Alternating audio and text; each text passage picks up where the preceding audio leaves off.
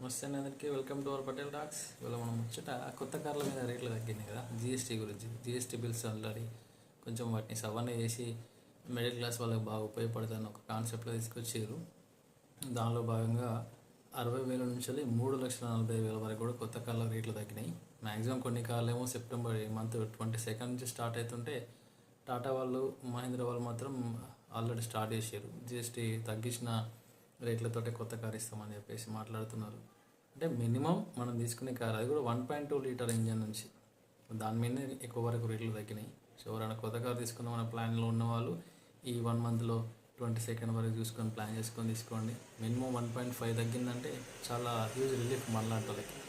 ఎందుకంటే ఆ 1.5లో మనకి ఆర్టీఓ ఎక్స్పెన్సెస్ కలిసి వస్తాయి, ఎక్స్ట్రా యాక్సెసరీస్ కలిసి వస్తాయి, లేకపోతే ఎక్స్ట్రా ఫిట్టింగ్స్ కలిసి వస్తాయి.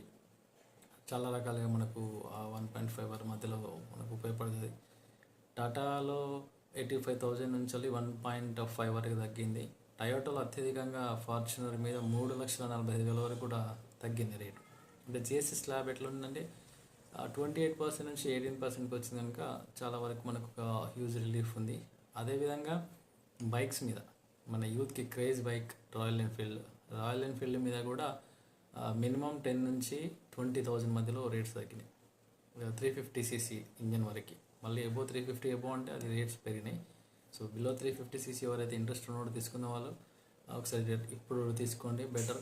ఎంతో మనకు 20,000 సేవ్ అయినట్టే ఉంటాయి కనుక.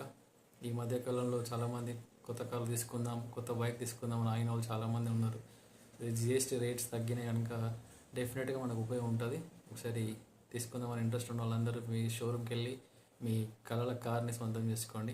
తగ్గిన రేట్లను తొందరగా గ్రాప్ చేసుకొని మంచి కార్ని మీ ఇంటికి తీసుకొచ్చుకొని ఫ్యామిలీతో సరదాగా ఒక ట్రిప్ వేసిరండి.